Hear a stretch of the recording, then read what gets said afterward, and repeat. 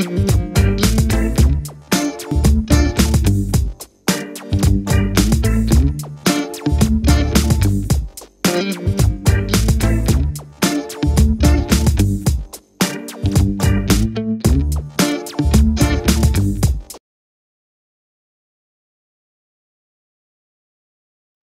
à tous.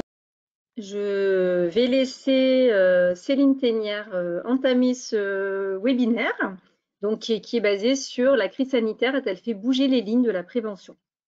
Céline, je vous laisse la parole. Alors, bonjour à tous et à toutes. Je vous remercie d'être présents aujourd'hui pour suivre ce webinaire. Je me présente rapidement. Donc, je suis Céline Thénière. Je suis chargée de communication au sein du Fonds national de prévention des risques professionnels, le FNP. Ce fonds est placé au sein de la Caisse nationale des retraites des agents des collectivités locales, la CNRACL, qui lui a confié 3 grandes missions. Ces 3 grandes missions sont l'élaboration de statistiques sur la sinistralité dans les fonctions publiques territoriales et hospitalières, l'appui aux employeurs qui relèvent du régime pour mener des démarches de prévention, et l'élaboration de recommandations d'action qui sont basées sur les retours d'expérience et la capitalisation des projets de prévention que le FNP accompagne. Au regard de ces 3 missions, le Fonds national de prévention met à disposition des employeurs du régime toute documentation utile pour œuvrer en prévention, et notamment documentation juridique et réglementaire par le biais du site de l'espace droit de la prévention. L'alimentation de ce site est faite par la société CEGAP dans le cadre d'un marché public et qui organise aujourd'hui ce webinaire. Donc ce webinaire, nous l'avons voulu conçu comme un retour donc sur les enseignements que l'année 2020 a fait émerger, puisque cette année a été particulièrement marquée par la crise liée à la Covid, avec une réglementation foisonnante et mouvante dans la matière. Au regard de ce contexte, on a souhaité s'interroger sur les contraintes et les opportunités que cette crise a pu créer en termes de prévention et d'organisation du travail dans les fonctions publiques. D'où l'intitulé « Organisation du travail en 2020, la crise sanitaire a-t-elle fait bouger les lignes ?» Ces interrogations se feront au travers des prismes de la réglementation et de la prévention, mais également sur le point de vue psychologique. C'est pourquoi cette présentation va vous être faite à 2 voix, par 2 intervenantes, chacune experte dans son domaine. Carole Podimski, experte en réglementation et prévention des risques, et Marie-Odile Gauteron, psychologue du travail. Le déroulé de ce webinaire, dont le programme va vous être détaillé par Carole, se fera autour de 3 questions. Comment les principes de la prévention ont-ils été mis à l'épreuve de la crise sanitaire? Comment les organisations ont-elles dû s'adapter face à cette accélération du numérique et du télétravail? Et enfin, comment capitaliser et pérenniser les outils et les bonnes pratiques? Je donne donc maintenant la parole à Carole pour démarrer cette session. Très bien, merci Céline. Quelques éléments logistiques quand même avant de commencer, des questions que vous posez souvent. Donc, le support de la formation sera envoyé à tous les participants avec le mail de remerciement, donc vous l'aurez sans souci.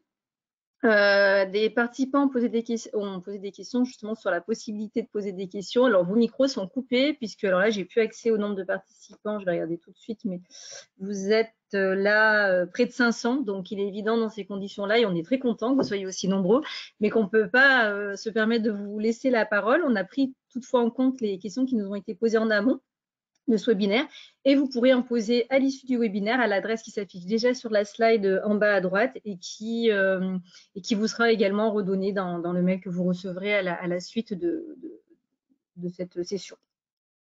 Voilà, et 2 éléments peut-être importants. Vous avez un tableau de bord qui doit s'afficher, je pense, en haut à droite de votre écran, si je ne dis pas de bêtises, avec pas mal d'éléments. Donc, pour plus de lisibilité, il y a 2 possibilités. Déjà, vous pouvez le masquer en cliquant sur la flèche. Alors, ne le faites pas tout de suite, mais en cliquant sur la flèche rouge qui est en haut. Donc, ça vous permet de le faire disparaître et de ne pas prendre une partie de votre écran. Et puis, si les slides, vous trouvez que c'est trop petit parce que vous avez à la fois la vision des caméras et à la fois la vision des slides, à ce moment-là, vous pouvez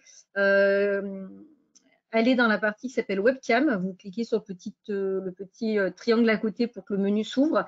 Et là, vous pouvez décocher, afficher toutes les webcams. Donc, vous décochez ça et du coup, vous ne verrez plus les caméras, mais vous verrez l'écran en plus grand. Vous pourrez à ce moment-là l'avoir en plein écran. Voilà, donc ça, c'est fonction de chacun, hein, en fonction de ce que vous aimez comme interface. Voilà. Alors, effectivement, le programme, Céline, vous l'avez présenté rapidement, je vais le représenter. La crise sanitaire en 2020, comment la réglementation s'est adaptée. On va parler effectivement de toute cette mouvance de textes réglementaires et on va particulièrement axer sur les principes généraux de la prévention à l'épreuve de la crise sanitaire. Marie-Odile nous parlera, elle, de l'adaptation des organisations avec, entre guillemets, ces nouveaux modes de travail et nouveaux outils. Donc, avec l'accélération de la mise en place du télétravail et du déploiement des outils qu'on appelle synchrones. Et puis, on a voulu effectivement axer ce webinaire sur quelque chose quand même d'assez pratico-pratique et on a sélectionné quelques outils qu'on va vous présenter en troisième partie et qui viendront étayer ce qu'on vous aura présenté en partie 1 et en partie 2. Voilà. Donc, je vais commencer sans plus attendre parce qu'on a un programme quand même un petit peu chargé. Donc, première partie, l'adaptation de la réglementation. Alors, en préambule, effectivement, une réglementation foisonnante en 2020 avec une parution très importante de textes, notamment entre mars et juillet. Mais après aussi, avec des textes en plus particuliers, puisqu'il a été beaucoup légiféré par ordonnance. Les ordonnances ont la particularité d'être des textes qui sont d'application immédiate, donc qui nécessitent une réactivité, une adaptabilité très importante. Et puis des textes aussi qui ont bougé, qui ont été créés, abrogés, recréés. Je pense notamment à la réglementation sur les agents vulnérables, par exemple, qui a beaucoup évolué, qui n'était pas forcément facile à suivre. Et ce qui se passe en général quand on a ce genre de crise et ce genre de foisonnement de textes réglementaires qui apparaissent, des questions qui m'ont été beaucoup posées et que je reprends là, c'est que les employeurs se disent à ce moment-là, mais du coup, comment s'applique mon obligation de sécurité pendant cette pandémie? Et puis, quelle valeur juridique est-ce que les protocoles du gouvernement, donc tous ces protocoles pour assurer la santé et la sécurité des travailleurs, mais des agents, puisque c'est applicable aussi à la fonction publique, quelle valeur juridique ces textes ont? Alors, ces deux questions, je vais y répondre un petit peu plus loin dans le webinaire, pas immédiatement, mais c'est intéressant de les mettre ici parce que pour moi, elles illustrent bien la fébrilité en fait que les employeurs peuvent avoir dans ce genre de contexte un peu mouvant et qui peut entraîner un besoin de cadre rassurant avec un cadre réglementaire. Alors, je dirais un cadre faussement rassurant. Ce que je vais essayer d'expliquer dans cette première partie, c'est justement que plus un risque est multifactoriel et complexe, comme l'est celui de la Covid-19, et moins il est possible finalement de l'encadrer juridiquement, ou plutôt moins il est intéressant, utile, moins il est utile de l'encadrer juridiquement, parce que les principes généraux de prévention, finalement, peuvent nous suffire. Donc, qu'est-ce que nous apprennent ces principes généraux de prévention? C'est ce qu'on va voir dans cet exposé que j'ai basé sur un article de Hervé Lanouzière, qui est directeur de l'Institut national du travail, de l'emploi et de la formation professionnelle, un article qui est paru fin 2020 et qui était très, très intéressant. Donc, le postulat de départ, c'est effectivement que plus un risque est multifactoriel et complexe, plus il est difficile de l'encadrer juridiquement, avec précision. L'idée clé, c'est qu'il faut prendre de la distance, pas vouloir trop cadrer parce que ce risque, il est mouvant, il est évolutif. Les mesures qu'on va mettre en place devront être souples, évolutives également, comprises par les agents, ça c'est très important, adaptées au moment, puisqu'on s'est rendu compte que, en fonction de la connaissance du risque, les mesures n'étaient pas forcément les mêmes. Ne pas hésiter à être humble, à y aller progressivement, ne pas chercher à mettre des règles qui pourraient devenir très vite obsolètes. C'est ce qui s'est passé par exemple avec l'histoire des gants à une époque. Il faut en fait surtout que les agents comprennent le sens des actions qui sont mises en place à un moment donné et de connaissance et également d'organisation, puisqu'on ne va pas mettre en place les mêmes règles de prévention quand on a 5 agents parce que tout le monde est en télétravail ou quand on en a 30 parce que tout le monde est revenu. Et ça, c'est des choses qui sont tout à fait compréhensible. Alors, c'est quoi un risque multifactoriel et complexe et quels exemples on a déjà de risques qui sont finalement peu cadrés dans la réglementation? Les troubles musculo-squelettiques, par exemple, et les risques psychosociaux ne sont régis aujourd'hui que par les principes généraux de prévention. Et pourtant, les TMS restent la première cause et loin devant de pathologies professionnelles en France. Et les risques psychosociaux, voilà, sont des risques dont l'évolution est en constante évolution depuis plusieurs années. Voilà. Et pourtant, effectivement, ces risques ne sont régis que par les principes généraux de prévention. Donc, on peut s'en offusquer ou on peut faire l'hypothèse, comme ce qui vient de s'afficher, que plus le risque est multifactoriel et complexe, et moins il est, enfin, plus il est difficile, voire contre-productif même, de l'encadrer juridiquement avec précision. En fait, les principes généraux de prévention vont nous fixer des objectifs à atteindre et une démarche globale et universelle de prévention, donc une démarche qu'on peut appeler holistique. C'est un joli mot qui veut dire que c'est une démarche globale qui s'adapte, qui peut embrasser toutes les causes et donc effectivement tous les risques. Voilà. Alors, en quoi effectivement du coup, le coronavirus est source de complexité? Ce qui est source de complexité en fait dans ce risque-là, c'est l'extériorité du risque, puisque pour la première fois, l'employeur va devoir combattre un risque sur lequel il n'a pas prise. Donc la Covid-19, c'est pas un risque forcément multifactoriel, mais par contre, voilà, il a une certaine complexité. On peut d'ailleurs se poser la question, est-ce que c'est un nouveau risque ou pas? Alors, on va répondre en disant une réponse de Normand, oui et non. Non, puisque c'est un risque biologique, donc il est déjà encadré par le Code du travail, mais le Code du travail encadre plutôt des risques biologiques qu'on peut rentrer, on va dire, dans deux grandes catégories d'activités. Soit lorsqu'on utilise de manière délibérée un agent biologique dans le processus de production, par exemple la fabrication de vaccins, soit des activités dans lesquelles la présence d'agents biologiques n'est pas désirée, mais elle n'est pas non plus fortuite, puisqu'elle est inhérente à l'activité, par exemple, et vous êtes un certain nombre de participants peut-être à travailler dans des établissements hospitaliers et à bien comprendre effectivement là où je veux en venir avec cet exemple. Voilà, donc des situations plutôt circonscrites. Et puis, ce n'est pas un nouveau risque non plus, parce que cette famille de coronavirus est connue depuis longtemps, mais c'est quand même un risque nouveau. En ce sens que ce n'est pas l'activité professionnelle qui conduit les agents à être exposés, contrairement aux risques biologiques qu'on avait jusqu'à maintenant, et que le comportement de ce coronavirus en particulier est inédit, avec sa vitesse de transmission, ses facteurs aggravants, etc. Voilà, donc c'est vraiment l'extériorité qui va être source de complexité et qui va en soi nécessiter une analyse des risques et des réponses préventives à adapter. Et c'est en ça que réside la nouveauté et que la résistance des principes généraux de prévention peut un peu aujourd'hui être éprouvée. Voilà. Donc au final, on écarte l'existence d'un nouveau risque ou pas nouveau risque, à la limite, peu importe. La question n'est pas tant de savoir finalement si les principes généraux de prévention s'appliquent, mais plutôt comment effectivement ils vont s'appliquer. Alors ces principes généraux de prévention, je les reprends rapidement, je ne vais pas les passer en détail, mais ce qui est intéressant dans ce qui s'affiche à votre droite, c'est la notion effectivement d'articulation cohérente de ces principes généraux de prévention. Je vais y revenir. Et dans ce qui s'affiche dans la partie de gauche, ce qui est important, c'est la notion de veiller à l'adaptation des mesures pour tenir compte du changement des circonstances, puisqu'il y a eu énormément de changements de circonstances en 2020. Les principes généraux de prévention, petit aparté, deux petits apartés importants. On pense souvent aux 9 principes généraux de prévention, mais ce qui s'appelle principes généraux de prévention dans le Code du travail, c'est un titre 2 avec 2 articles, le 4121-1 et 2, donc qui nous donne effectivement 9 mesures de prévention et 9 principes et 3 mesures. Et deuxième petit aparté, le petit 4 que j'ai mis en rouge, ces articles sont dans la 4e partie du Code du travail, donc qui est bien la partie qui s'applique à la fonction publique. Voilà. Alors, ces principes généraux de prévention nous disent que pour atteindre l'objectif général de santé et de sécurité, l'employeur dispose de ces 9 principes qu'il lui appartient de décliner dans un ensemble cohérent. Et en effet, on va voir que c'est l'articulation cohérente de ces principes généraux de prévention qui va permettre de garder la maîtrise des risques et qui va nous éviter, effectivement, en gardant cette cohérence, d'aboutir à des conflits de logique. Alors, c'est quoi un conflit de logique? Je vais en illustrer un. C'est celui qui est donné dans l'article de M. Lanouzière. Il en évoque plusieurs, mais j'en ai gardé un, qui est le conflit de logique qu'on a appelé de la rampe d'escalier. Puisque si on se dit qu'il faut prévenir le risque de chute, il faut tenir la rampe d'escalier.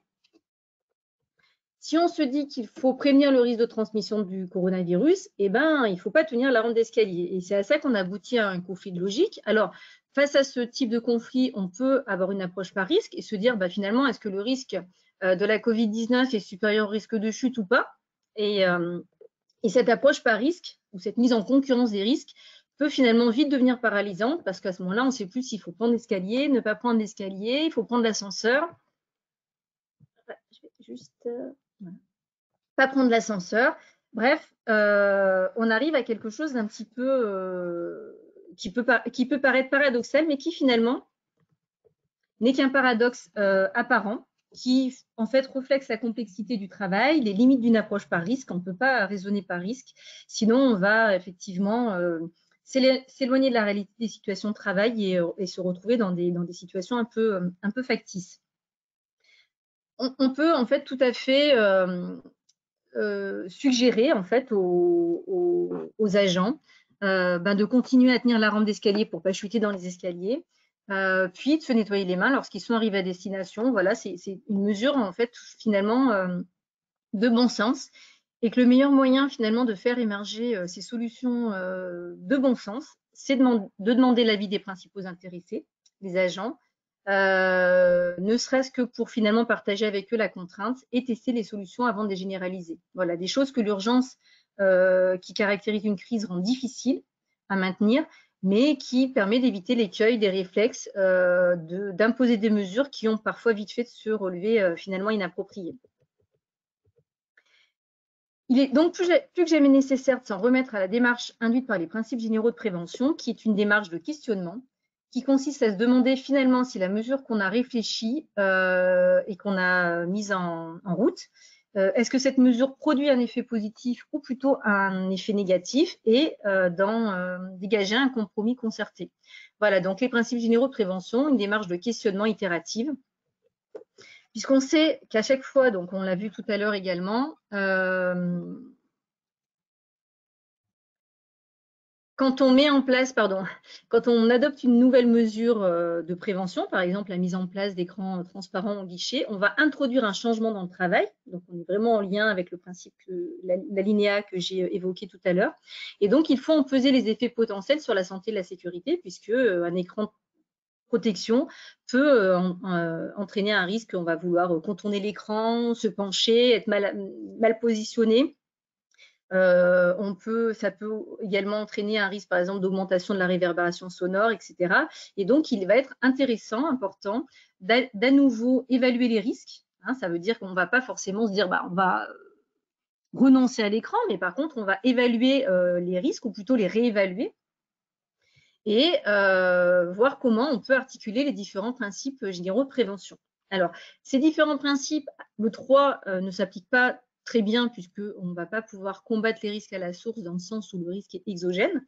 Mais par contre, on va voir qu'il est tout à fait possible d'articuler les différents risques pour répondre à ce risque de la Covid-19. Alors, quels principes généraux de prévention articulés tout simplement, pardon. On peut par exemple articuler le principe d'éviter les risques et de remplacer ce qui est dangereux par ce qui l'est moins. C'est ce qu'on a fait finalement, sans s'en rendre compte, quand on a mis en place le télétravail. On a évité les risques et on a remplacé quelque chose qui était dangereux par quelque chose qui l'était moins. Mais on a généré des nouveaux risques, dont Marie-Odile va vous parler plus en détail dans la seconde partie. Et donc, c'est nécessaire de à nouveau articuler aussi le principe d'évaluer les risques. On va avoir des nouveaux risques et on va devoir les évaluer. On a tenu compte également du principe, je ne sais plus le numéro combien c'est, mais qui parle de tenir compte de l'état d'évolution de la technique, puisque quand on a, au départ, on a mis en place des bouteilles de gel hydroalcoolique, et puis on s'est rendu compte que la mise en place de colonnes de distribution à pédales était plus hygiénique. Donc, on a tenu compte de cette évolution de la technique pour effectivement peu à peu remplacer les bouteilles par des mises en place de pédales. On tiendra compte de l'état d'évolution de la technique également, puisque avec l'arrivée du vaccin, effectivement, on pourra à ce moment-là avoir des nouvelles mesures de prévention à mettre en place. on a tenu compte effectivement du principe de prendre les mesures de protection collective en leur donnant la priorité sur les mesures de protection individuelle, puisque la mise en place de la distanciation sociale n'est rien d'autre qu'une mesure collective qui s'articule avec la mise en place du masque, puisqu'elle ne remplace pas, elle est prioritaire, mais elle ne remplace pas la mise en place de la mesure individuelle du masque. Et puis, la crise a aussi mis en évidence un déficit d'éducation sanitaire et de culture de prévention. Alors, dans la population générale, mais en particulier également dans le milieu professionnel. Et donc, de ce point de vue, le 9e principe de prévention, donner des instructions appropriées aux travailleurs, en est ressorti renforcé, puisqu'il faut régulièrement, effectivement, voilà, pouvoir donner les instructions de ce que l'on met en place aux agents. Donc, je reviens avec après ces informations sur la question de départ que vous posez toujours peut-être sur la portée juridique des protocoles et des recommandations sanitaires. En fait, ces protocoles relèvent de ce qu'on appelle la soft law, le droit souple, c'est-à-dire qu'ils prescrivent des comportements adoptés, mais ils ne sont pas juridiquement obligatoires.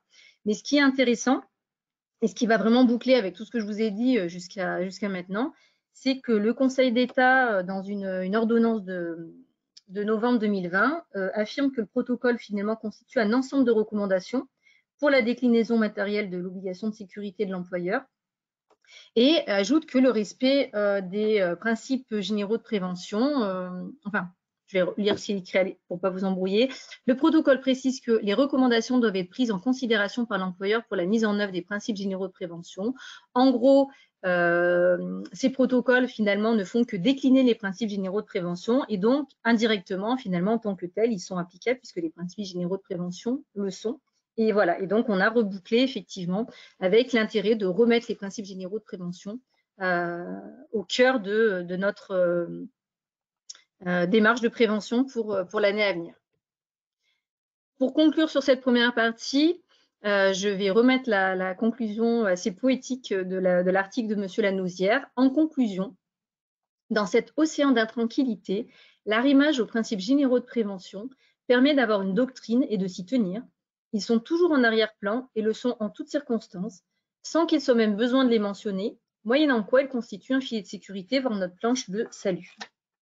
Voilà. Donc pour terminer sur cette première partie, on a vu qu'effectivement, il y a eu pas mal de contraintes sur cette année 2020 par rapport à la réglementation, mais que c'est... donc effectivement, je ne l'ai pas trop dit, mais il a fallu défaire des règles qu'on avait mises en place, il a fallu s'adapter en permanence. Mais tout ça était l'opportunité finalement de remettre les principes généraux au cœur de la prévention. Donc voilà, les lignes de la prévention, elles ont bougé en 2020.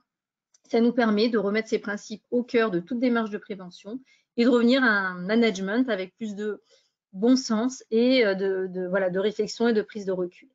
Voilà. À la suite de cette adaptation de la réglementation, on va voir comment les organisations se sont également adaptées et je vais passer la parole à Marie-Odile pour cette seconde partie. Merci Carole. Bonjour à toutes et à tous.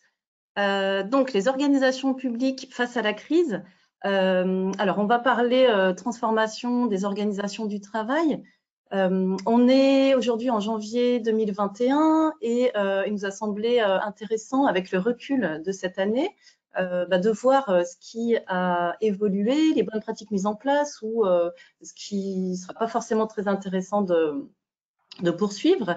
L'objectif, donc, en 2020, ça a été la poursuite de la continuité, assurer la continuité du service public. On pense spontanément à la fonction publique hospitalière, mais c'est bien les 3 versants de la fonction publique qui ont été obligés de s'adapter très rapidement et à mettre en place des tas de choses sur le tas, que ce soit par rapport au protocole, comme le disait Carole, ou bien par rapport à des outils de travail collaboratif ou développer des accueils pour le public différent. Enfin voilà, énormément de choses. Ce qui est intéressant, c'est le terme chinois qui décrit le mot crise avec 2 idéogrammes conjoints, danger et opportunité. Donc c'est vraiment sous cet angle-là qu'on va parler de ce qui a évolué dans les organisations publiques. On se base aussi sur beaucoup d'études qui ont été réalisées en 2020 par l'ANACT, par les services de santé au travail, par beaucoup d'entre vous dans les collectivités qui avaient interrogé les agents pour récolter le vécu de chacun. On se base aussi sur des sondages, notamment celui de l'Ipsos.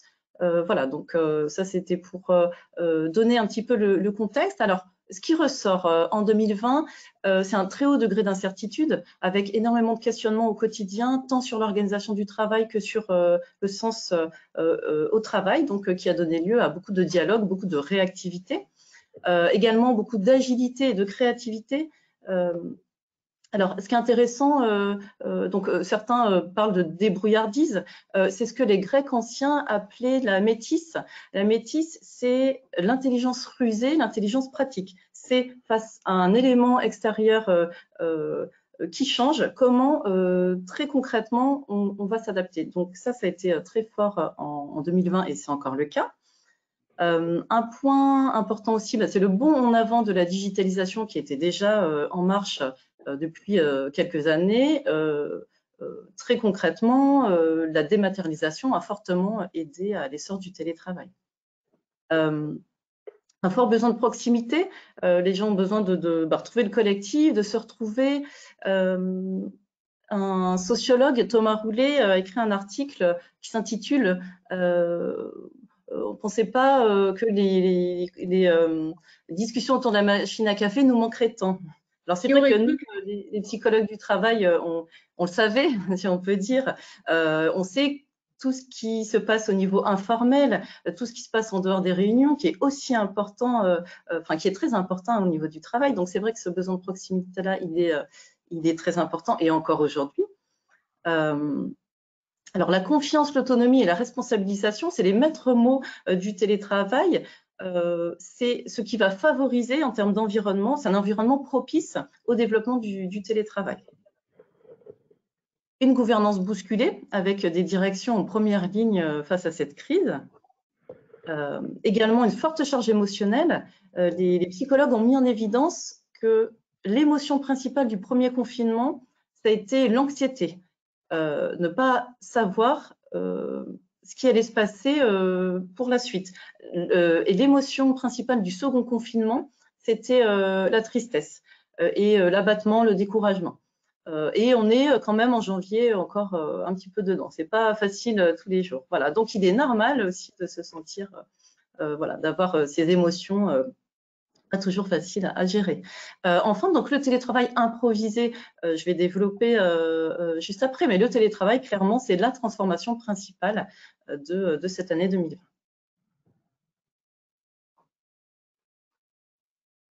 Alors, deux notions à distinguer, le télétravail classique et le travail à distance, où on l'a appelé aussi télétravail de circonstance. Face à une circonstance exceptionnelle, on va travailler à distance. Le télétravail classique, lui, est réglementé. Donc, le travail à distance, ce ne sont pas les règles de fonctionnement du télétravail. Voilà, c'est important de bien faire la distinction. Donc, un essor fulgurant du télétravail en 2020 avec des organisations plus ou moins préparées, mais quand même d'une manière générale, voilà, certaines organisations qui ont été bousculées dans la mise en œuvre. Alors là, vous voyez des chiffres qui sont issus du sondage Ipsos décembre 2020, avec 73% des agents qui déclarent que leur organisation n'était pas préparée au télétravail lors du premier confinement et 51 lors du deuxième. Donc, voilà. Pour certaines organisations mises en œuvre à marche forcée, voilà, le sentiment d'être pris au dépourvu. Toutefois, pour les établissements qui avaient mis en œuvre, et ce depuis 2017, le télétravail, l'accélération a été importante, mais elle a été plus facile à gérer. Alors, ce qui ressort quand on interroge les agents et dans les collectivités, vous avez aussi pu entendre le vécu des agents. Donc, c'est un vécu qui est très inégal. Effectivement, le travail à distance met en lumière les différents modes de gestion et d'organisation. Donc, une hétérogénéité très forte, tant au niveau du matériel accès au PC portable ou utilisation de son PC personnel, accès au VPN ou pas, équipement, installation dans la maison, sur un bout de table avec la famille ou autre, voilà, des situations très hétérogènes. Deux grandes catégories quand même de télétravailleurs ressortent, ceux pour qui ça s'est plutôt bien passé, qui étaient dans un environnement favorable en termes humains, techniques et managérial. Donc, comme ce que je disais juste avant, l'environnement favorable, c'est la confiance et la transparence. Ceux pour qui ça s'est moins bien passé, avec un sentiment d'isolement, un sentiment voire d'exclusion, très peu de contacts, pas de possibilité de suivre les dossiers, pas forcément accès aux documents à distance. Donc là, ça a été vécu de manière plus difficile. Et enfin, toute la catégorie des agents qui ne peuvent pas télétravailler, les métiers techniques, les crèches, certains un suivi social qui est très perturbé. Donc voilà, ceci aussi, pour ces personnes-là, il y a eu plutôt un vécu d'injustice face à l'impossibilité de télétravailler. Donc ça a été aussi une gestion pour les encadrants de proximité, pas toujours simple. Si au sein d'une même équipe, certains peuvent télétravailler et d'autres non. Ce qui ressort toutefois, c'est un bilan globalement positif, avec un chiffre toujours issu de ce sondage Ipsos de 3/4 des agents qui veulent désormais télétravailler régulièrement. Alors, pas 5 jours semaine, hein, c'est vrai que le 5 jours semaine, c'est pas forcément la meilleure des options, mais en tout cas, ce qui est mis en évidence dans les points positifs, c'est le gain de temps, le temps de transport réduit, c'est de l'efficacité professionnelle, le confort et l'équilibre vie personnelle, vie professionnelle. Je voudrais juste revenir très rapidement sur l'efficacité professionnelle. Ces dernières années, on a vu, et vous avez tous, je pense, vécu ça, une accélération du risque que nous, on appelle interruption dans la tâche. Donc, difficulté de concentration, difficulté d'attention du fait d'être sans cesse interrompu. Et avec les outils numériques, c'est vrai que ça a vraiment accéléré ce risque. Le télétravail, quand même, permet une meilleure concentration et une meilleure attention. Alors effectivement, 3/4 des agents veulent désormais télétravailler régulièrement, donc on ne reviendra pas en arrière hein, sur ce sujet-là. Et je vais faire du coup une petite aparté sur le retour en arrière au niveau du cadre réglementaire du télétravail, puisqu'il date il a été inscrit au niveau de la fonction publique une première fois par une loi du 12 mars 2012 qui a attendu quasiment 4 ans pour avoir son décret.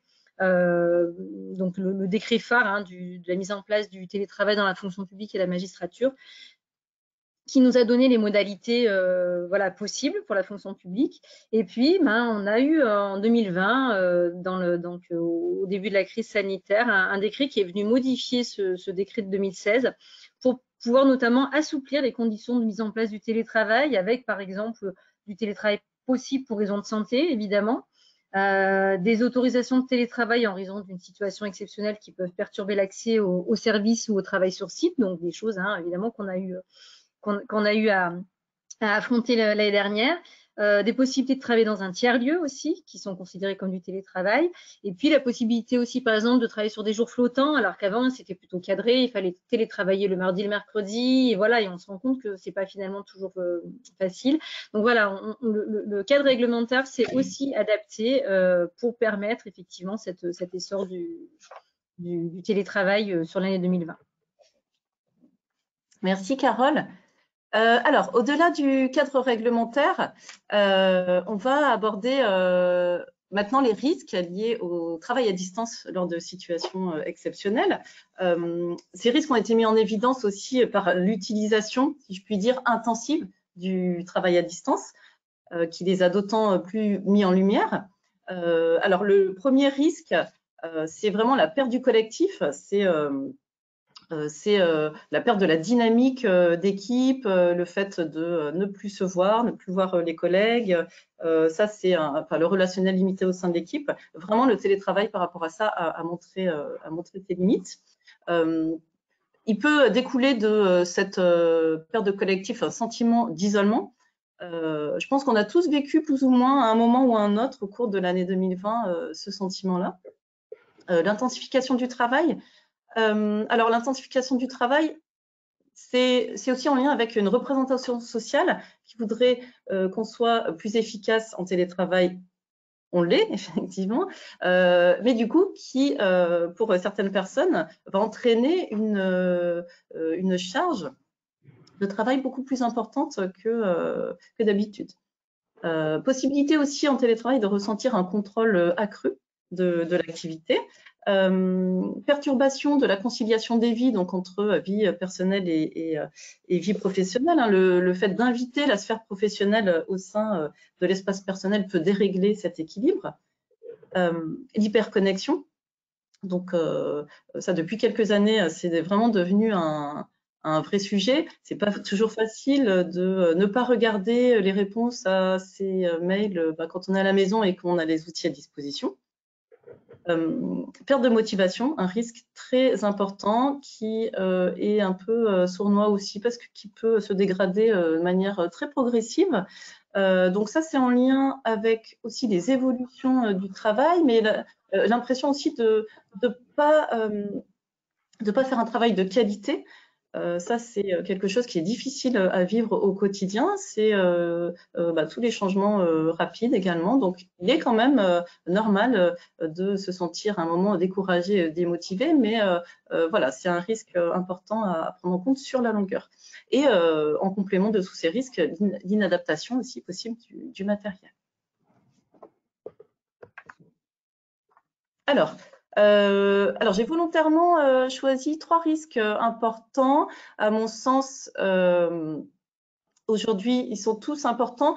Je voulais vous renvoyer pour les risques que je ne vais pas aborder là aujourd'hui au site Espace Droit Prévention. Il y a énormément de fiches qui sont mises en place. On en parlera à la fin avec Carole hein, pour manager à distance.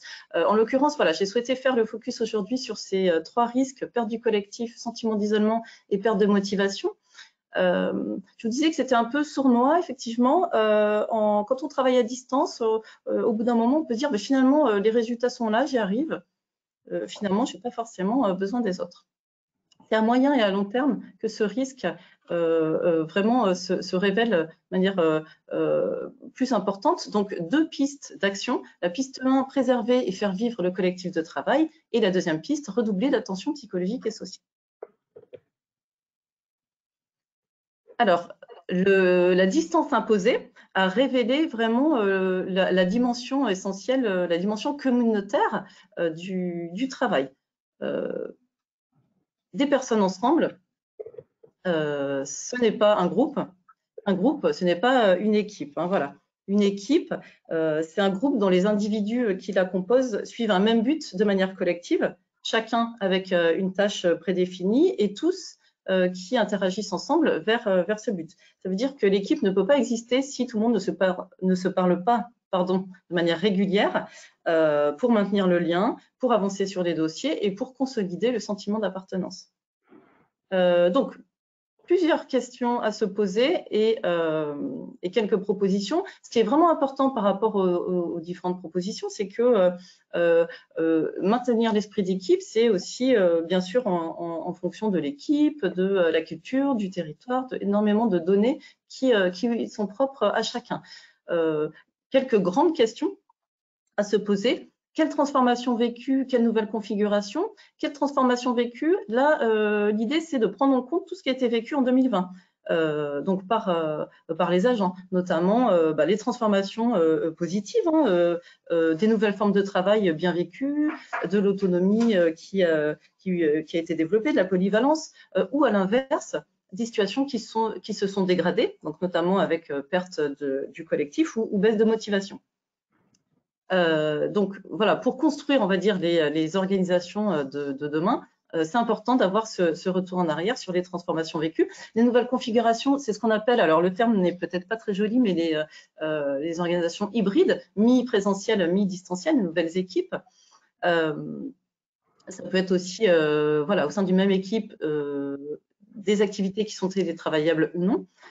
Ensuite, la dynamique communicationnelle, donc c'est comment l'équipe peut communiquer de manière différente, quelles nouvelles habitudes de communication on peut mettre en place. Une journée où toute l'équipe est réunie, par exemple. Bon, en ce moment, c'est pas vraiment conseillé, mais un groupe WhatsApp, une visio de manière régulière. Sur les nouveaux modes de coordination, c'est par exemple la répartition des tâches ou la mise en place de binômes. L'apprentissage, on pense à l'apprentissage en ligne notamment, et nouveaux modes de coopération qui peuvent être favoriser des temps de partage ou repenser la structure des réunions, par exemple. Enfin, les rituels pour remplacer les moments informels. Donc, je pense que vous avez aussi pu mettre en place des types de rituels, des cafés visio, voire des apéros visio. C'est aussi intéressant.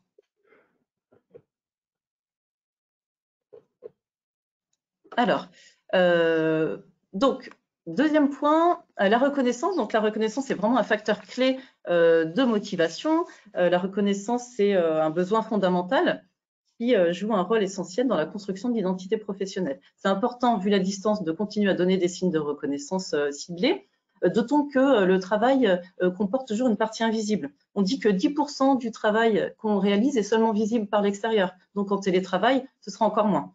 Voilà, donc différentes formes de reconnaissance.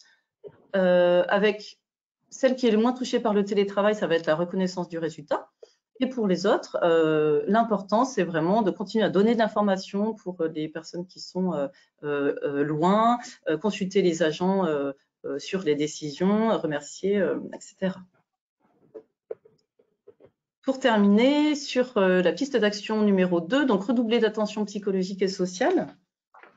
Donc là, concrètement, ça signifie donner un espace-temps et donner un espace-parole à chacun, en organisant par exemple des temps de rencontres privilégiés, formels ou informels, et surtout de se mettre en position de capter les signaux faibles. Voilà, les signaux faibles concernant l'état émotionnel. Donc, des signaux faibles, c'est une saute d'humeur, un changement de comportement un peu brutal, une posture de retrait, etc. Voilà, et l'écoute active également, qui est une autre forme de reconnaissance. C'est porter de l'intérêt au message de son interlocuteur qui va se sentir reconnu et soutenu. C'est un vrai facteur de protection face aux risques psychosociaux. Alors, merci Marie-Odile. En complément, puisque c'est vraiment évidemment en lien avec cette mise en place du télétravail, c'est l'accélération du déploiement des outils synchrones ou des outils digitaux. Donc, je vais en parler rapidement.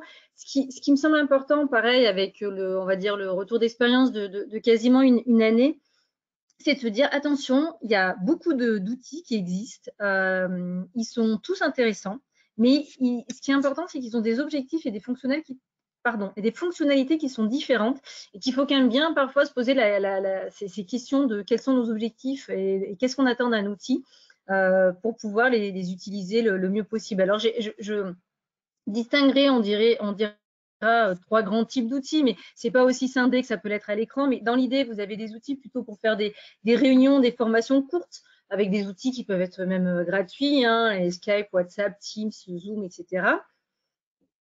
Qui permettent voilà, de faire un partage d'écran, d'avoir une certaine interactivité, mais plutôt par la parole, qui peuvent être compliqués dès qu'on est beaucoup, parce qu'on va des fois se couper la parole, etc.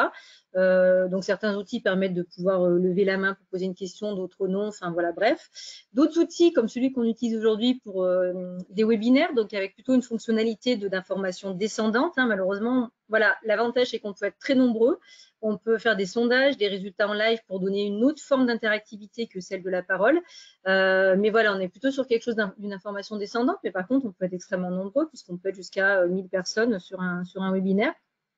Et puis, des outils type Adobe Connect, Teams Pro, etc. qui permettent de faire des classes virtuelles. Donc, vraiment, un outil qui sont très complets, qui peuvent avoir toutes les fonctionnalités, mais également, donc j'ai déjà évoqué, mais également la possibilité de faire des ateliers en sous-groupe. Donc, on peut dispatcher ses agents, etc. Donc, voilà, des formations qui peuvent recréer à distance des formations type présentiel, à condition d'avoir une pédagogie un peu adaptée, mais qui peuvent être vraiment très, très, très, très intéressantes pour faire des formations quasiment pareilles que quand on est en présentiel. Je passe vite rapidement sur ces sujets-là, mais deux risques qu'on peut dégager un peu plus particulièrement par rapport à ces outils synchrones, l'électronisme et la fracture numérique. L'électronisme, c'est le fait que, en fait, c'est l'illettrisme adapté à à l'informatique, aux outils numériques. Si vous n'avez jamais entendu ce terme, moi je le trouve très intéressant. L'inégalité de connaissances, 23% des Français ne sont pas à l'aise avec le numérique. Et la fracture numérique, c'est plutôt l'inégalité d'accès. Vous pouvez être très à l'aise avec les outils, mais par contre, vous travaillez chez vous au fin fond de la Pampa et vous avez une mauvaise connexion Internet et ça peut générer des distorsions dans les réunions que vous avez avec votre manager, avec vos collègues, etc. Donc, ces deux risques peuvent être risques de désinsertion professionnelle. Donc, c'est un nouveau risque dans le sens où des gens qui étaient parfaitement adaptés et très compétents sur leur poste peuvent se retrouver, du fait de la mise à distance, en difficulté alors qu'ils ne l'étaient pas jusqu'à maintenant. Donc, pour conclure sur cette deuxième partie, je te redonne la parole, Marie-Odile. Merci Carole. Donc en synthèse, contraintes et opportunités de cet essor du télétravail. Donc les contraintes, elles sont maintenant clairement identifiées. Les opportunités, elles sont à construire, à consolider. Pour ça, c'est vraiment le rôle de tous, hein, les services de prévention, les directions, les ressources humaines, les encadrants de proximité, les agents. C'est vraiment consolider ces nouvelles façons de travailler ensemble, prendre du recul, dialoguer sur ces nouvelles formes d'organisation du travail. Merci. Ah oui, une petite image d'humour pour redonner un peu de force avant le dernier quart d'heure qui nous reste sur la troisième partie qui va nous occuper sur la capitalisation et la pérennisation des outils. Donc, comme je vous disais en introduction, on a sélectionné quelques outils qu'on va vous présenter pour étayer donc nos deux parties, à Marie-Odile et à moi-même.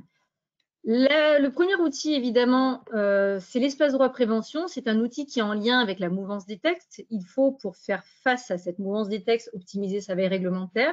Et donc, vous retrouverez sur l'espace droit de la prévention une veille réglementaire avec donc les textes parus applicables à la fonction publique, des fiches pratiques et donc effectivement pour parler des risques qui n'ont pas été développés précédemment, vous retrouverez une fiche pratique sur le télétravail dans la fonction publique. Des dossiers de synthèse, je vais présenter par exemple rapidement le kit spécial qui a été fait sur la réglementation Covid. Donc c'est des outils qui sont faits exprès, hein, comme ceux qui sont sur d'autres sites internet, mais voilà, qui sont faits exprès pour la fonction publique au niveau de l'espace droit. Des vidéos, alors sachez qu'effectivement, il va y avoir deux vidéos qui vont être en lien dans les quelques jours qui viennent. Normalement, d'ici fin janvier, elles devraient être disponibles sur l'espace droit. Des petites vidéos motion de 3 minutes, une qui concerne plutôt les bonnes pratiques pour le manager de télétravailleurs et l'autre qui concerne les bonnes pratiques pour le télétravailleur, donc des petites vidéos motion que vous pourrez partager avec vos équipes. Et puis des newsletters voilà, qui font la synthèse sur les réglementations trimestrielles. Un exemple de dossier, par exemple, donc le kit Covid qui contenait 9 fiches. J'ai détaillé par exemple la fiche numéro 7 sur l'évaluation des risques Covid-19 et puis voilà, vous voyez qu'on explique effectivement comment on peut réussir à intégrer le risque Covid-19 dans le document unique et qui parlait par exemple de l'outil NRS plan d'action Covid-19 que je vais vous détailler justement tout de suite après, qui est le deuxième outil que j'ai souhaité vous présenter.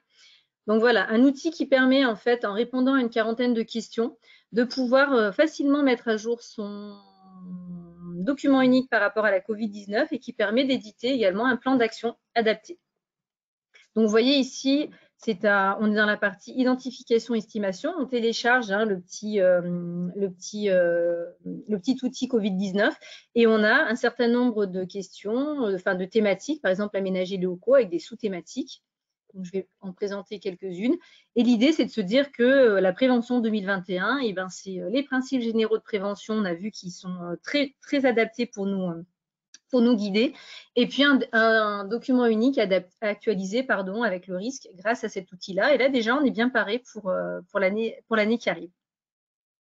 Alors, un exemple, si on prend donc la sous-thématique « Rappeler les règles de prévention du risque de contamination » qui est dans la partie mesure générale de votre évaluation des risques, l'outil va vous demander effectivement de cocher parmi des mesures qui vont vous être proposées si vous avez si vous répondez à ces actions-là. Donc, par exemple, est-ce que vous avez informé l'ensemble des salariés que toute personne qui présente des symptômes ne doit pas se rendre sur son lieu de travail? Si oui, vous cochez, sinon vous ne cochez pas, et vous pouvez effectivement en plus ajouter d'autres mesures. Donc, si vous avez envie, vous ajoutez d'autres mesures que vous avez mis en place. Et ensuite, on vous demande de répondre, est-ce que pour vous, les mesures en place sont suffisantes ou est-ce qu'il y a des mesures à ajouter au plan d'action? Et s'il y a des mesures à ajouter au plan d'action, bah, vous pourrez les créer et elles viendront s'incrémenter dans votre plan d'action. Un autre exemple, dans la partie thématique 2, organiser l'activité en télétravail, on va vous demander si certains de vos salariés sont en télétravail, oui ou non. Et si oui, bah, pareil, on vous découlera un certain nombre de questions et vous cocherez ce que vous avez fait et pas fait par rapport à cette mise en place. Et donc, une fois qu'on a fait tout ça, on arrive dans la partie plan d'action. Et là, alors moi, c'est vrai que je l'ai fait très rapidement, du coup, je n'avais pas mis en place beaucoup d'actions. Donc, on m'a dit que les mesures qui étaient mises en place pour évaluer mon risque d'exposition étaient insuffisantes et que mon risque était élevé. Et on me récapitule les actions que j'ai déjà mises en place, puisque j'avais coché qu'effectivement, j'avais organisé le maintien en télétravail des salariés dont la présence n'est pas nécessaire sur site. Donc, à ce moment-là, toutes les actions déjà mises en place apparaissent. Et vous pouvez ainsi éditer votre plan d'action. Voilà, donc c'est un outil qui permet très facilement de pouvoir mettre à jour votre document unique. Je passe la parole à Marie-Odile sur les outils plutôt qui concernent sa partie. Merci. Donc, je voulais vous présenter deux outils. Il y a énormément d'outils qui existent et voilà, j'en ai sélectionné deux que j'apprécie particulièrement. Alors, le premier, il est double. C'est les deux guides de la Direction interministérielle de la fonction publique, la DITP, sur le télétravail et travail en présentiel. Le premier guide sur la gauche, c'est vraiment des points de repère pour adapter ces pratiques, ces nouvelles pratiques de travail au mode de travail mixte. Donc voilà, vous avez trois grandes thématiques sur l'efficacité professionnelle, l'animation du collectif et les outils. Je passe rapidement dessus. Je voulais passer juste vous décrire un petit peu plus en détail le deuxième tome. Le deuxième tome, c'est 12 animations de 30 minutes chacune. Donc c'est très court, très concret et très facile d'accès. Des animations qui concernent également le travail pour des équipes mixtes, donc sur différentes thématiques comme les rituels d'équipe, là dans l'exemple sur l'avancement des activités, comment suivre en équipe l'avancement de nos activités lorsque nous sommes à distance, quel est notre suivi actuel, qu'est-ce qu'on a envie de mettre en place pour demain.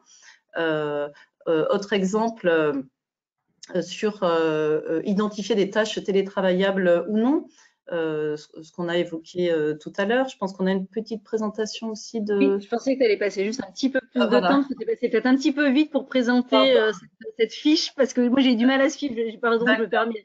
Donc juste pour prendre voilà, la fiche, en fait, c'est pour une réunion de 1 heure et c'est pour une animation qui va durer 30 minutes. Donc c'est le cœur de la réunion de 1 heure, c'est 30 minutes, avec là par exemple, pour le suivi de l'avancement, un premier thème sur le suivi actuel. Quel est notre suivi actuel? Donc, par quels moyens suivons-nous nos activités? À qui ce suivi est-il destiné et que souhaiterions-nous améliorer? Dans un deuxième temps, comment améliorer le suivi de nos activités? Donc, plusieurs possibilités. Et dans un troisième temps, pour synthétiser et conclure nos prochaines étapes. Donc, voilà, ça c'est un exemple.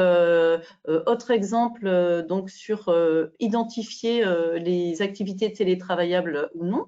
Ça, c'est vrai que c'est un vrai sujet. Il y a également l'ANACT qui propose un guide « Repérer les activités télétravaillables » qui est disponible sur l'espace droit prévention.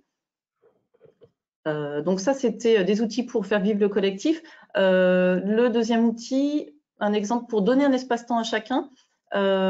Certains d'entre vous, je pense, ont pris connaissance de ce guide très bien fait également, donc par la DGAFP, manager dans un contexte de post-crise Covid-19, comment anticiper et accompagner ses équipes et la reprise de l'activité.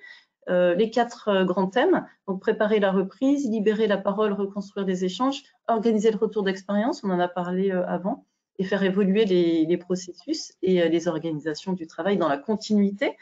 L'exemple que je vous ai pris à droite, c'est un atelier qui peut être utilisé pour organiser un temps d'échange, notamment lors d'un retour sur site, et on espère que ce sera le cas bientôt. Cet atelier, il s'appelle l'arbre à personnages. C'est ce qu'on appelle en psychologie un outil projectif, hein, c'est-à-dire que vous allez interroger le vécu de chacun, le ressenti de chacun, mais sans poser la question directement. L'outil médiateur, on va dire, ça va être ce dessin. Alors cet arbre représente, vous avez beaucoup de personnages en fait sur l'arbre qui sont dans des postures très différentes, postures d'ouverture, de fermeture, de collaboration, de coopération ou de fermeture. Voilà, différents cas de figure. Très simplement, ça peut être en termes de préparation une question donc sur le ressenti aujourd'hui. Où est-ce que vous vous identifiez dans cet arbre? Donc chacun va avec une gommette par exemple s'identifier à un personnage. Et ensuite vous aurez en tant qu'encadrant une vision globale aussi de l'équipe. Peut-être aussi vous aurez des indications un peu plus précises sur des personnes qui auraient peut-être besoin d'un accompagnement plus important. Voilà, c'est un exemple d'outil, il en existe d'autres. Simplement, c'est aussi un outil un petit peu différent et qui est très efficace. Oui, c'est un outil que j'ai utilisé, qui est effectivement très intéressant quand on n'est pas toujours très à l'aise pour aborder les risques psychosociaux, comment les gens se sentent, etc. Voilà, on peut assez facilement se saisir de cet outil, et je te rejoins sur le fait qu'il est très intéressant, effectivement. Donc en synthèse, on vous a fait une petite slide où on vous remontre tous les outils qu'on a pu vous présenter dans le cadre de ce webinaire pour répondre effectivement aux questions. Donc 3 mesures nécessaires pour assurer la sécurité et la santé, 9 principes généraux de prévention, ça c'est les articles 4121-1 et 2 du Code du travail. Le site de veille réglementaire, hein, vous retrouverez l'ensemble des liens hypertextes dans le support pour pouvoir accéder à tous ces outils. L'outil NRS, pareil, toujours vous avez le lien hypertexte qui sera lié au support, donc d'évaluation des risques. Et puis le guide qui a présenté donc de la DITP, direction, tu as dû le dire peut-être, je sais pas. De la transformation publique. Voilà, qui s'appelle donc Télétravail et travail en présentiel, avec 2 tomes, un tome sur les repères et un tome sur les animations, donc avec une douzaine d'animations de 30 minutes dont Marie-Odile a présenté un exemple. Et puis le guide de la DGAFP, managé dans un contexte de crise post-Covid, où on retrouve l'atelier d'arbre à personnages et puis un certain nombre d'autres ateliers. Voilà, donc l'idée vraiment de ce webinaire, c'était de pouvoir vous montrer comment la réglementation et les organisations se sont adaptées à la crise sanitaire, comment avec quelques outils vous pouvez effectivement vous saisir de ça pour mettre en place des actions sur l'année à venir. En complément de ces différents outils, la CNRACL a mis en place des dispositifs spécifiques pour vous accompagner face à la crise sanitaire. Et donc, je repasse la parole à Céline qui va nous faire un petit point avant de conclure sur ce webinaire. Merci Carole. Donc effectivement, en plus des outils qui ont été présentés et de bien d'autres qui ont été mis à disposition par les différents acteurs qui œuvrent pour la prévention des risques professionnels, le conseil d'administration de la CNRACL a souhaité déployer par le biais du Fonds national de prévention un dispositif spécifique d'accompagnement lié à la crise sanitaire avec une enveloppe budgétaire conséquente. Et ce dispositif comprend 2 axes. Le premier axe étant un dispositif de soutien psychologique qui a donc pour objet de prévenir les risques psychosociaux et de permettre la mobilisation des collectifs de travail. Le second volet de cet accompagnement, c'est un dispositif qui accompagne aux démarches de prévention relatives à des thématiques qui ont été spécifiquement mises en lumière ou revisitées durant cette crise. Donc on le voit pour la RPS, on l'a vu, et Marie-Odile a développé dessus sur le travail à distance et le télétravail, en particulier pendant la période de confinement. Donc tout ce dispositif d'accompagnement et le dépôt de dossiers pour demander l'accompagnement du FNP est disponible sur la page prévention du site internet de la CNRACL.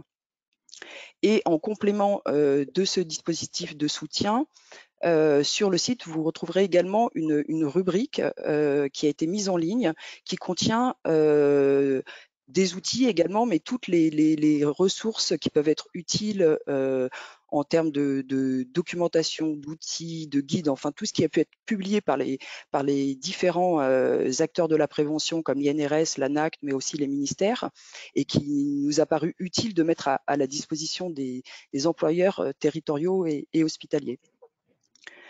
Donc voilà, je voulais remercier les intervenantes d'aujourd'hui pour la richesse de ce qu'ils nous ont proposé dans ce webinaire. Je voulais aussi informer tous nos auditeurs qu'à la fermeture de cette session, de ce webinaire, vous allez voir apparaître un rapide questionnaire. Je vous demande de bien vouloir prendre quelques instants pour y répondre et je vous remercie tous d'avoir été présents aujourd'hui pour suivre ce webinaire avec nous. Merci beaucoup, excellente journée. J'espère qu'on aura pu vous donner voilà, les clés pour mettre en place et inscrire des nouvelles pratiques ou les pérenniser si vous les aviez déjà mis en place pour l'année 2021. Et je vous souhaite une bonne journée. Merci à tous. Merci à tous et bonne journée.